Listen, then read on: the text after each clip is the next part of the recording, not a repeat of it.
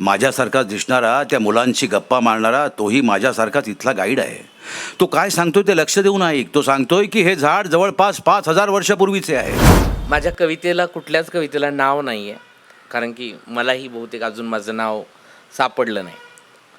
बाजार गच्च भरला होता, बया पाहूनच खुश झाली, तिनं घातलेली लाल साडी आणि भट्टावरची लाली अजूनच लाल झाली. कुठून तरी खोल दरीतून आवाज येत राहतो, तो म्हणजे आपल्या मृत्यूच्या वाटेवर दरीत अडकलेल्या ढगाने दिलेली हाक.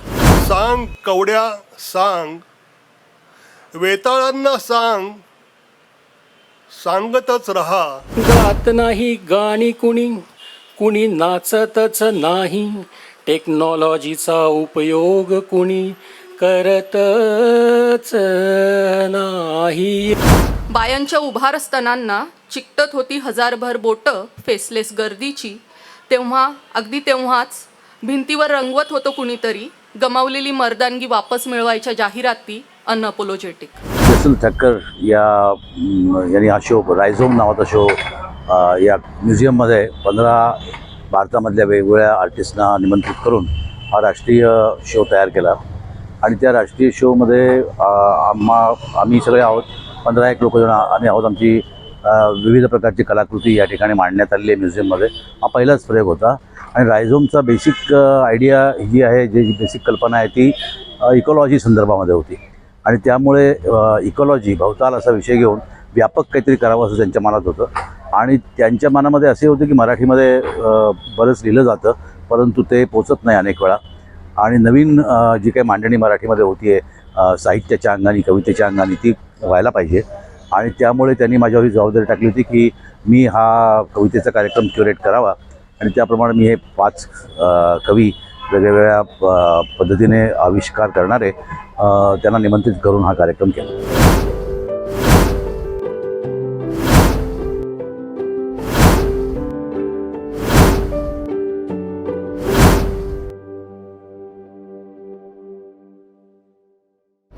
मी पहिली कविता वाचतो, त्याचं शीर्षक आहे तायडी. ये नागताई अग ये नागताई, माझ्या पेनामधली संपत आली शाई, माझ्या पेनामधली संपत आली शाई. ये नागताई, तुझ्याशिवाय घर पण नाही, खरंच सांगतो ताई. ये नागताई, ताई काय झाले बघना घराला, आजी झाली खुळी, आजोबा टेकले मराला. ये नागताई, ताई गात नाही गाणी कुणी, कुणी नाचतच नाही, टेक्नॉलॉजीचा उपयोग कुणी करतच नाही. ये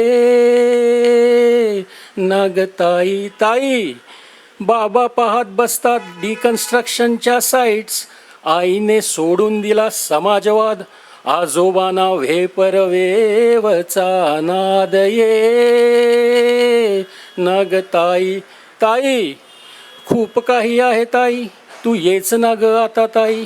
जिजूंना पण सांग हा, आता कराच कशी घाई. ये नागताई अग ये नागताई, माझ्या पेनामधली संपत आली शाई, माझ्या पेनामधली संपत आली शाई. ताई मला दिसलं की बहुतेक तरुण लोक पण खूप होते आणि ही अत्यंत उत्साहवर्धक गोष्ट आहे की तरुणांनी कविता वाचनाच्या कार्यक्रमाला गर्दी करावी आणि त्यांनी त्याच्यातून काही शिकावं आणि पुढे ते चालू ठेवावं. हे माझ्या दृष्टीने मला वाटतं हे सर्व एक चांगली गोष्ट झालेली आहे या कविता वाचनाच्या निमित्ताने. ज्या कविता इथे ज्या सादर झाल्या त्या सर्व आपल्या भवतालाच्या संदर्भातील आहेत. भवताल इट्स नॉट ओनली एन्व्हायरमेंट, पण आपण जे जगतो आपलं जे जीवन असतं जे भोवतालामुळे म्हणजे एन्व्हायरमेंटमुळे त्याच्यात कसा फरक पडतो. कवितेचं नाव आहे किती पार वाढत चाललाय मनाचा. किती पार वाढत चाललाय मनाचा, डोळे वाट होत राहतात वाट पाहता पाहता. डोळे वाट होत राहतात वाट पाहता पाहता, आणि कान ऐकण्यासाठी समुद्रावेळे विशाल. कुठून तरी दरीतून खोल आवाज येत राहतो. कुठून तरी खोल दरीतून आवाज येत राहतो. तो म्हणजे आपल्या मृत्यूच्या वाटेवर दरीत अडकलेल्या ढगाने दिलेली हाक, जी पुन्हा कधीच ऐकू येणार नसते आपल्याला. तरीही कुणीतरी नकळत येतो, देतो साथ कानांना. नको नको असताना काहीतरी अबोल देऊन जातो, जे ऐकता ऐकता दीर्घ झोप येते एकाकी वाटताना. आपण कुणालाही काहीच देत नाही. आपण कुणालाही काहीच देत नाही. उलट सगळं हवंसं कासावीस मन. झाड हवं असताना सावलीही हवी म्हणून कायम तिष्ठत राहणं उन्हात कारण नसताना. आपल्या मागण्याला काही मर्यादा नसतात. आपल्या मागण्याला काही मर्यादा नसतात. पापण्यालाही पाहण्याचे कवाड.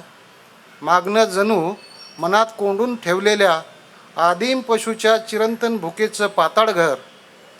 आता हे सगळं आठवून कुणाला सांगत राहावं या निष्पर्ण दुपारी. आता हे सगळं आठवून कुणाला सांगत राहावं या निष्पर्ण दुपारी. संपूर्ण झाड मिळत गेलं तरीही आपल्यालाच सावलीचं सगळं सुख मिळो. किती पसरतो हात आसक्तीचे आकाशात. किती पसरतो हात आकाशात आसक्तीचे. जेही मिळालं ते काही कमी नव्हतं. जेही मिळालं ते काही कमी नव्हतं. त्यापेक्षा नको होतं जास्त काही. तरीही काहीतरी हवंसं असतं. तरीही काही हवंसं असतं. किती पार वाढत चाललाय मनाचा. किती पार वाढत चाललाय मनाचा.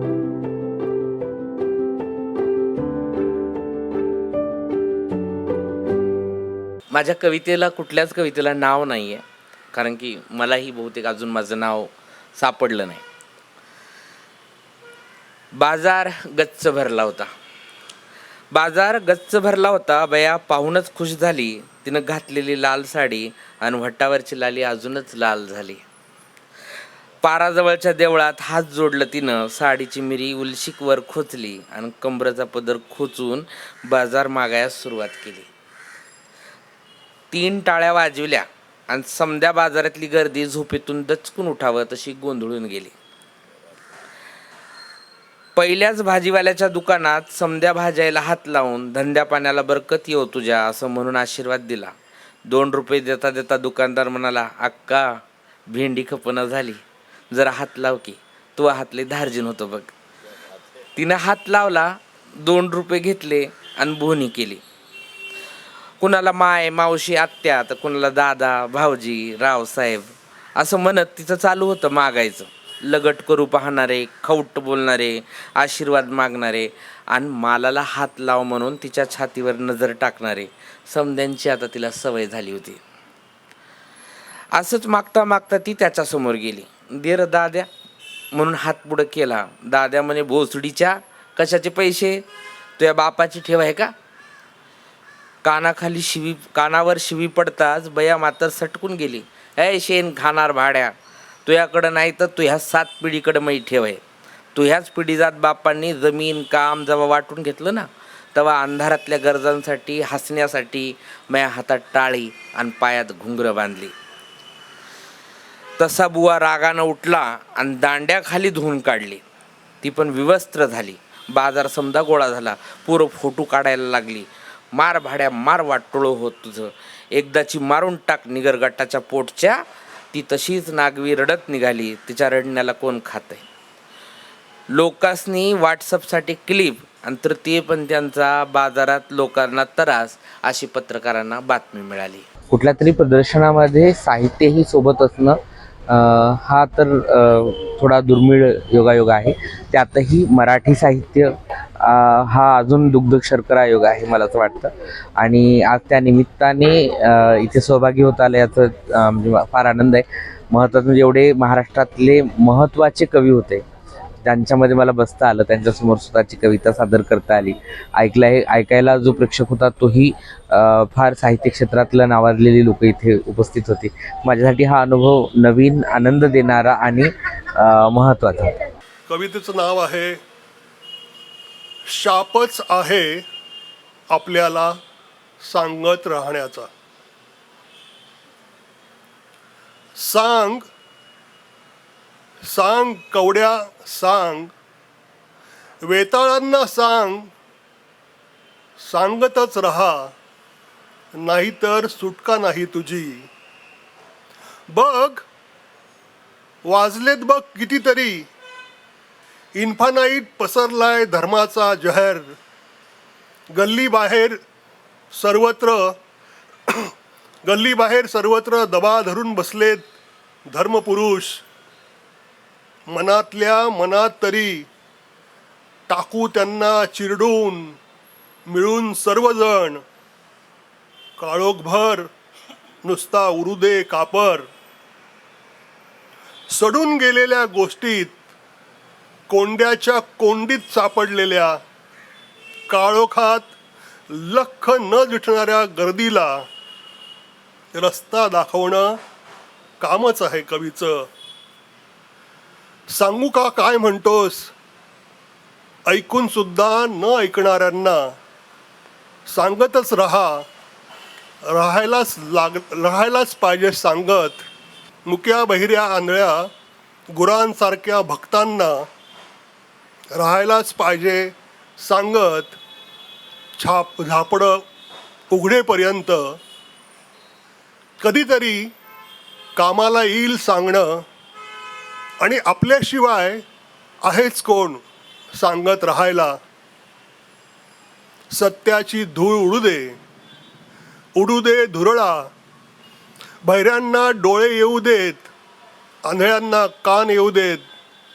मुक्यांना निकाम्या बेंबीच्या देठापासून शिंका येऊ देत. घाण निघून जाऊ दे त्यांच्या मनातून. आंधळ्यांना लख दिसेपर्यंत, बहिऱ्यांना चक्क ऐकू येईपर्यंत, मुक्याला बोंबा मारता येईपर्यंत सांगणं संपलं नाही पाहिजे. कवीचं कामच आहे सांगत राहण्याचं. शापच आहे आपल्याला. बहुतांश कविता या कार्यक्रमात सहभागी झाल्याबद्दल आणि बोलवल्याबद्दल रादर मी सगळ्यांचे आभार मानतो. मला तुम्ही विचारलं की तरुणांना ह्यातून काय मिळेल. खरं म्हटलं तर तरुणांसाठी सगळं चाललंय असं म्हणता येईल. कारण पुढचं जग जे आहे ते आत्ताच्या तरुणांचं आणि त्यानंतरच्या तरुणांचं असणार आहे. तर आम्ही जे काही करतोय खरं म्हटलं तर ते पुढच्या पिढीसाठीच करतोय. आमच्या कविता असोत, आमच्या चळवळी असोत किंवा ही प्रदर्शनं आणि हे सगळं आहे ते सगळं सुद्धा तरुणांसाठीच आहे. आणि त्यांचं आयुष्य पुढचं चांगलं जावं आणि एन्व्हायरमेंटबद्दल त्यांना जास्तीत जास्त माहिती मिळावी आणि कवी काय विचार करतात तेही त्यांना कळलं पाहिजे. हाच खरं म्हटलं तर मुद्दा महत्त्वाचा आहे. ॲक्च्युली कवितेमध्ये खरं म्हटलं तर माणूस जो आहे तो भोवतालाचाच एक भाग असतो. तर माझ्या तर खरं म्हटलं तर एन्व्हायरमेंटच्या कविता मी खूप अगोदर लिहिल्या होत्या. आत्ताच्या ज्या कविता आहेत त्या खरं तर ह्युमॅनिस्ट ह्या भूमिकेतून सामाजिक असलेल्या कविता आहेत सध्याच्या पॅरानोया म्हणून संग्रहामध्ये.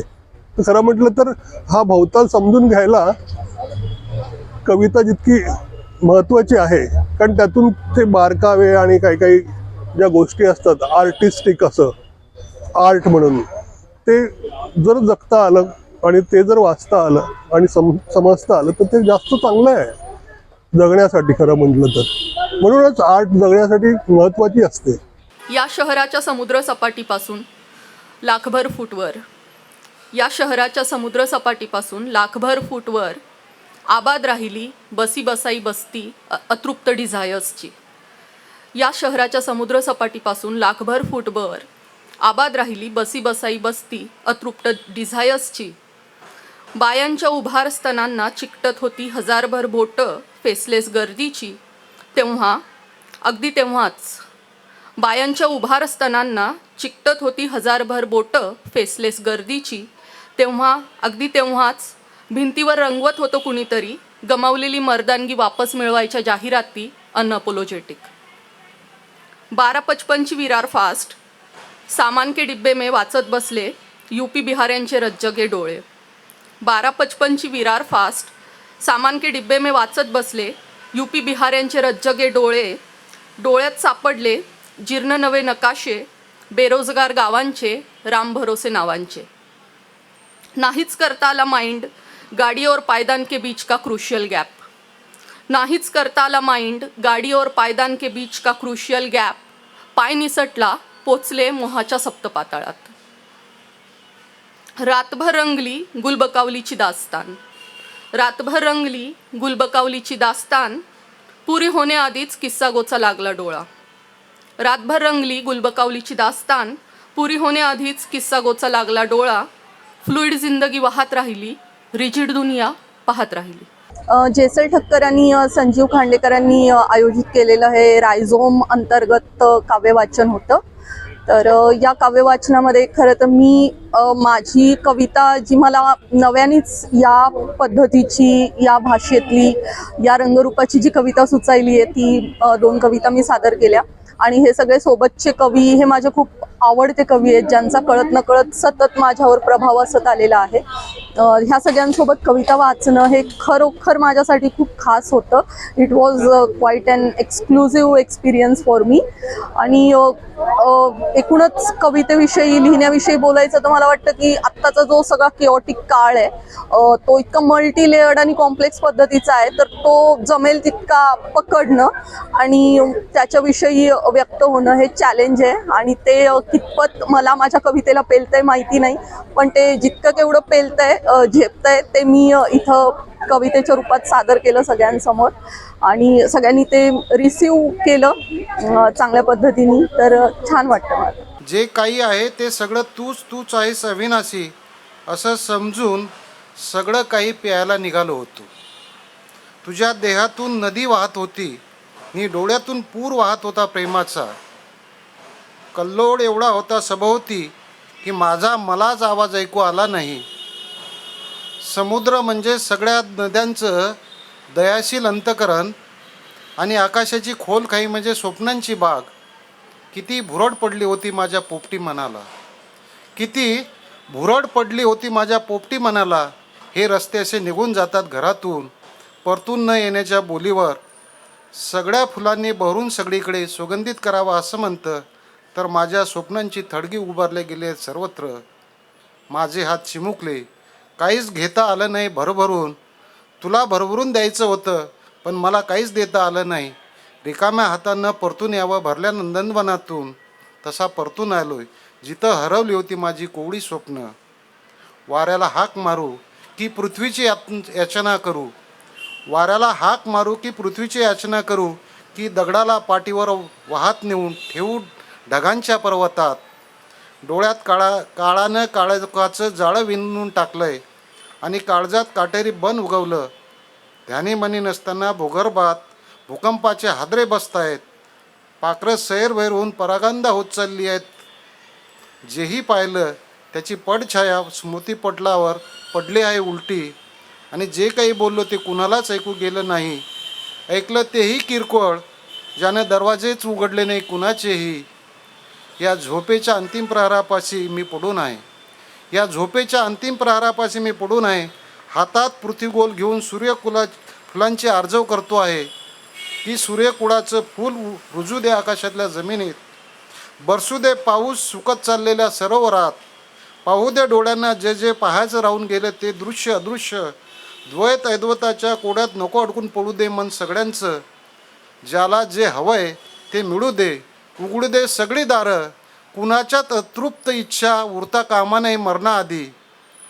शेवटी शक्य झालं तर मलाही होऊ दे रूपांतरित, उगवू दे एखाद्या पठारावर गवत म्हणून, ज्यात कुणीही तरी पडून राहील कुणाचे तरी अदृश्य हात हातात घेऊन या पृथ्वीचा सांभाळ करण्यासाठी.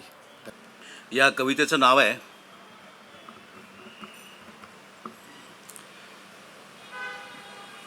चंद्र च्युइंगम. चंद्र च्युइंगम वाचतो. त्या विटांपाटले खडक असतील भिजून गेले जिजून. जागोजाग त्यांच्या उघड्या फटीतून गोगलगाईची एक एक चंद्रकोर गेली असेल गळून. असेल तिने गिळला अख्खा चुकार चकोर, किंवा गेला बाजार चतकोर. या न थांबणाऱ्या पावसात नाचून दमून गेलेला मोर, किंवा शेंदव जमून दमट झालेल्या गाण्याचा तलम पडदा आणि बेडकाचा जबडा खर्जातून उघडा. अगं तुला दिसला तो फक्त सांगाडा, रबरी वितळलेल्या कंडोमाचा उरलेला सांडग्याचा पापुद्रा. म्युझियमच्या मखमलीत इथरच्या द्रावणात प्राग ऐतिहासिक वासाचा चिपचिपीत चोथा. त्याच्याच डोळ्यांच्या खोबणीतून येणाऱ्या डिझेलच्या वासासारखा. मातीचाच पण खवट खनिजी. मंद्र सर्वत्र सुशीर स्वयंभू चंद्र च्युइंगम. हवा हवासा चाफा किंवा मोगरा, जातिवंत तंबोरा, श्वासांच्या मधोमध वाळून कोळ झालेल्या कालच्या किरमिजी पक्ष्यांचा थवा. गंभीर आणि घोगरा, मुरलेल्या माशासारखा लोणची वासाचा खमंग खारट तुकडा. पाठोपाठ तळाशी पोहणारा थेंबा एवढ्या सूर्याचा सप्तरंगी पिसारा. तसा हा पाण्यावरील तेलाचा वाटोळा तवंग. अंतरंगी मलंग, त्या टायरचा रुतलेला दणकट दरवेशी, घोड्याच्या टापेचा पोलादी नाल. अश्मीभूत अमोनॉइड जसा तसा, खांबातून पाताळाचे आकाश तोलणाऱ्या दगडी जांघेतून नरसिंह प्रगटावा, पण फॉसिलाइज्ड जसा ठसा तसा. तिथून पुढे मग बगळ्यांच्या बग्गीला माळेत गुंतवून उडवावे तशी ओलसर जमिनीवरून दमट बुंध्यावर उंच चढत गेलेली केवढी मोठी बुरशीच्या बशांची रांग. त्यावर एक नक्षीदार बोन चायना कप ठेवून घसा खरखरीत शेकवत गिळलेला चहाचा तेजस्वी घोट आठवेल तुला आपसुकच. मग बुळबुळीत आवंड्यांचे चमचमीत चगळले जाणारे हाड पुरवते ते तेवढेच जिभेचे लाड. तर मग तशात यावा ओंडक्यासारखा मध्ये आडवा एक इवलासा पक्षी, जंगलच त्याला साक्षी. तसा हा अजस्त्र झाडाचा उरला सुरला रुंद बुंधा, किंवा सोंडेच्या सांगाड्यावर बसून गाणारी लोखंडी नक्षी. कसली म्हणशील तर उरलेल्या बुंध्याला तहान लाडू भूक लाडू घेऊन आलेल्या त्याच्या आप्तस्वकीयांच्या मुळांच्या माळेची केशिका जाळी. प्रस्तर ओंडक्याचा आत ओढून बाहेर फेकलेल्या जपाच्या माळेचा पुढचा मणी, किंवा नुसताच पडलेला धड नसलेला कोणी प्राणी. तो जरा बघ. मंद्र सर्वत्र सुशीर स्वयंभू चंद्र च्युइंगम. त्यांच्या दुर्बिणी आधीच तपासत आहेत जागोजागची मुळांच्या खाली खोल रुतलेली मातीच्या गोळ्यांची वारुळे, वळवळणारी गांडुळे, मुंगी किंवा मेलेली मधमाशी, हिरा मोती आणि सोन्याची राशी. ती बघ. बघ इकडे तिकडे अस्ताव्यस्त पडलेली नकाशांची भेंडोळी, किंवा जळमटांच्या समाधीवर स्तब्ध दगडी उभा कोळी, बंदुकीतून सुटलेली पहिली गोळी, किंवा मुंगीचे पोट फाडून वळवळणाऱ्या हिरवट माशीची गोल पांढरी आळी. Xbox 360ची जॉयस्टिक नळी आणि करवतीने इलेक्ट्रिक भुईसपाट झाडांवर धार धार लांबच लांब खुळखुळणारी वेळी. तीही बघ. करवतीच्या काट्यांवर जमतात जे तेच पसरतात रानोमाळ जस्मोनेट. हिरवट वासांचे बुलबुल पोपट मैना कवडे पतंग, जखमांचे सत्संग, दमट साकळलेले सगळे रंग. ते उचल कुपीत भर, नोंद वहीत गुपित धर. पुस्तकाच्या पानात दाबून फुले किंवा पाने जाळीदार पडद्याचा कशिदा आणि पुराव्यांचा लगदा मळून कागद बनव. म्युझियमच्या डू टू युअर सेल्फ दालनात ऑरिगामी, नोंदवही, स्केचबुक, नवे कोरे स्वच्छ धुवून आणि वगैरे चित्र आणि कविता. धरित्री कशी माता पहा तिची समग्र गाथा. मंद्र सर्वत्र सुशीर स्वयंभू चंद्र च्युइंगम. जंगल तोडीचा जमा खर्च लिहायला मग मिळेल तेवढा करवतीचा वास उचल. कुंद हिवाळ्यातील सर्द कागदावर टिपून घे. सगळी टिपे पानापानातून गळणारी संभाव्य भाषेची गुप्त अंगे आणि अक्षरे, संकेतांची कोडी किंवा होडी, तीही वल्लव थोडी. नकाशातच नकाशापुरतेच हातपाय मार.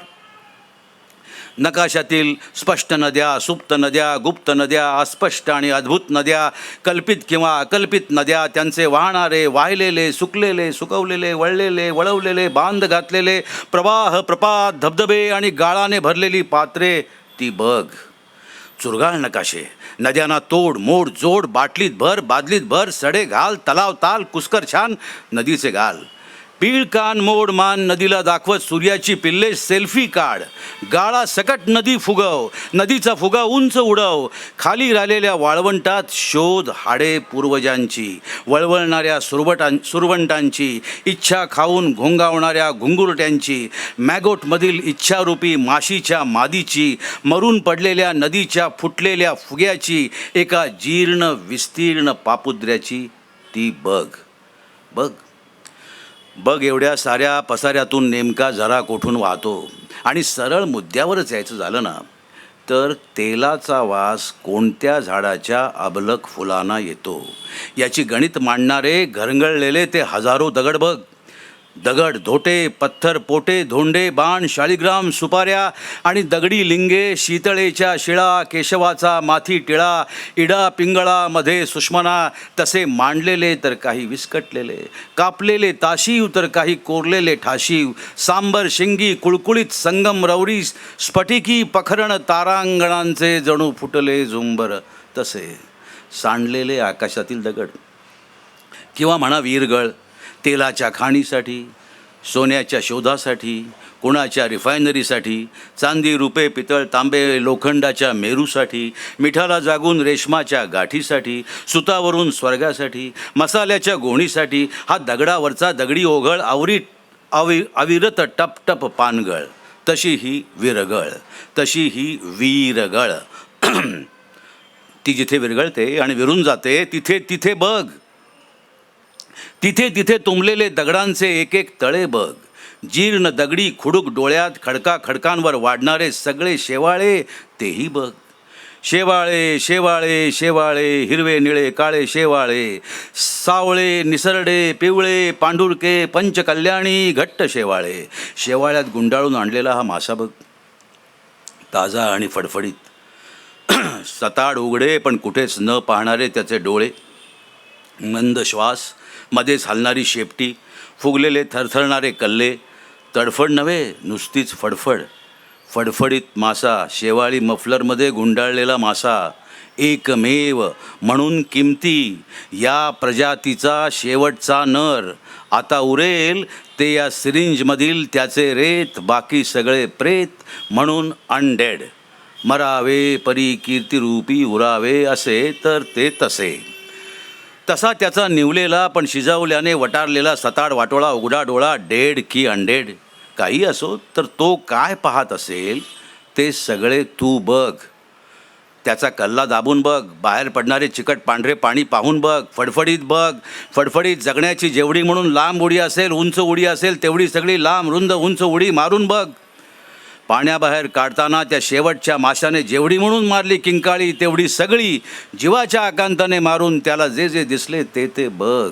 म्हणजे तुला कळेल समुद्रातील विहिरींचे रहस्य, तेथील मरमेडांचे विच्छेदन करून गोठवलेले स्मितहास्य.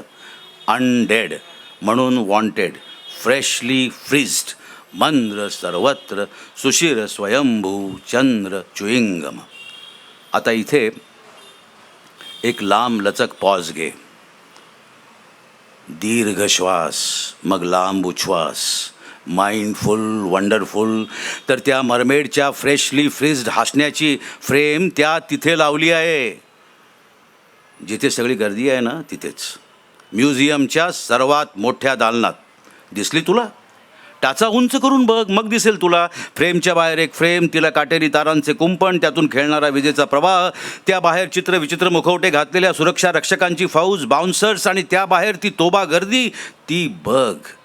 काढ, अगदी खुशाल काढ एखादी सेल्फी इन्स्टासाठी.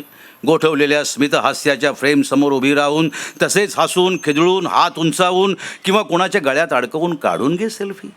कारण क्वचित एखाद्या वेळी आणि खरं तर अलीकडे वारंवार वाढणाऱ्या गर्दीच्या उष्ण श्वासामुळे असेल, कोणी म्हणतात उडणाऱ्या कॅमेऱ्याच्या फ्लॅशमुळे असेल, बाहेर अर्धवट खाऊन फेकलेल्या बर्गर किंवा कोका कोलाच्या रिकाम्या बाटलीमुळे असेल, वा मिनरल वॉटरच्या बुचामुळे असेल, चॉकलेट रॅपर किंवा चुरगळलेल्या टिश्यू पेपरच्या ढिगांमुळे असेल, त्या कचऱ्याच्या कुंडीत मरून पडलेल्या कोंबडीच्या शापामुळे असेल, तर जे काही असेल ते असो, पण मग या खोलीचे तापमान वाढते, त्या मत्स्यकन्येचे गोठवलेले स्मित वितळते, हिमनदी वितळून सरकावी तसे फ्रेममधून सरकते, खाली ओघळते, कार्पेटवर पसरते, स्मित पुसून ओघळलेला चेहरा भेसूर दिसू लागतो दालीच्या चित्रासारखा. मग रक्षक धावतात, गेट्स बंद करतात, ॲम्ब्युलन्सचे सायरन वाजतात, स्पंजवर गोळा करत ओघळ टिपायला घेतात, शास्त्रज्ञ बोलावले जातात, बिगुल वाजवत मिळेल तेवढे उचलून फ्रेममध्ये ठोसावे लागतात, फ्रीजरचे पंखे लावून गोठवावे लागतात, देशोदेशीचे तज्ज्ञ तापमानाची गणिते मांडून आकडेमोडीवर सट्टा खेळतात, वितळलेल्या थेंबांची किंमत राईट ऑफ करायला नवे ताळेबंद जाहीर होतात, कवी कलावंतांना इन्स्टॉलेशनची महागडी टेंडरे मिळतात, मेकअपमन पूर्वीसारखे कारंजे स्मिताचे चेहऱ्यावरच खणून काढत बर्फाळ रफू करतात, ते ठिगळ आगळ पगळ उधळ माधळ ते पण बघ थोडे चगळ. पुन्हा पॉज घे, इथे बस ग चिवताई, बाळाचा खाऊ का, पाणी पी, बाळ्याच्या डोकावरून भोरकन उडून जा. या भव्य म्युझियमच्या परसात उभे असलेले ते दिव्य झाड पाहिलेस? तो मुलामुलींचा घोळका त्याचेच तर स्केच करतोय. माझ्यासारखाच दिसणारा, त्या मुलांशी गप्पा मारणारा तोही माझ्यासारखाच इथला गाईड आहे. तो काय सांगतोय ते लक्ष देऊन ऐक. तो सांगतोय की हे झाड जवळपास 5,000 वर्षापूर्वीचे आहे, कोणी म्हणतात 10 किंवा 15,000 वर्षापूर्वीचे आहे. कॅलिफोर्नियातून इथे आणले, सिलिकॉन व्हॅलीने सप्रेम भेट दिले, वणव्याच्या धुराच्या 7 काळ्या वर्तुळांसकट हिशोब केला तर 5,007 वर्षे किंवा 10 किंवा 15,007 वर्षे. कोणी म्हणतात आफ्रिकेत होते, चिन्यांनी ते उकरले, खाली तांब्याची खाण होती आणि एका फ्रेंच वसाहतीच्या विष्टेच्या अलीकडच्या खुणा होत्या. त्या सगळ्या सकट भाडेतत्वावर त्यांनी आमच्या म्युझियमला दिले. एका पुरातत्ववेत्तेच्या अभ्यासानुसार ते इराण इराकमधले असावे, किमान सिरिया लिबिया अफगाणिस्तान किंवा पाकिस्तानातील असावे. आखाती युद्धात पेट्रियट क्षेपणास्त्राचा मारा त्याच्या शेजारीच झाला. एक फांदी मोडली, खाली पडली म्हणून अमेरिकी अध्यक्षाची मुलगी रडली. अध्यक्षांनी मग फांदी उचलली, झाड उखडले, म्युझियमच्या दारात ठेवले. शांततेचे नोबेल देखील फांदीलाच वाहून टाकले. कोणी म्हणतात कलकत्त्याचा पिंपळ असावा, जपानचा गिन्को किंवा तुर्की खजूर असावा, आफ्रिकन चिंचेवरचा समाधिस्थ गोरख असावा, योगेश्वर श्रीकृष्णाच्या ऊर्ध्वमूल अश्वत्थाचा ढळढळीत अंश असावा, एका बलाढ्य औषध कंपनीच्या संशोधनाचा भाग असावा, किंवा डिस्नेच्या सेटवरील प्रतिसृष्टीचा भास असावा. तसा हा वटवृक्ष म्युझियमच्या परसात अवाढव्य उभा आहे. पानांशिवाय खाटकाने मारलेल्या जनावरांच्या शिंगांचा ढीग लावावा तसा निष्पर्ण आणि निर्मोही. तो मेलेला नसावा म्हणून जिवंत असावा. अनडेड. म्युझियममधील अनेक वस्तूंपैकी एक. त्याचे मूळ म्हणतात 4,000 वर्षे खोल आहे. हुंबाबाच्या पोटातून, गिलगमेशच्या लगद्यातून, रामायणाच्या पोथ्यातून, महाभारताच्या गोत्यातून किंवा अगदी थेट गुरगुरणाऱ्या निअँडरथलच्या गुहेतून पसरलेले आणि अंतराळातील यक्षिणीच्या अळिंबीच्या छत्रीवरून अलगद उतरलेले, क्षर आणि अक्षर यांच्या पलीकडे घसरलेले असीम इच्छांचे प्रच्छन्न मूळ ते तू बघ.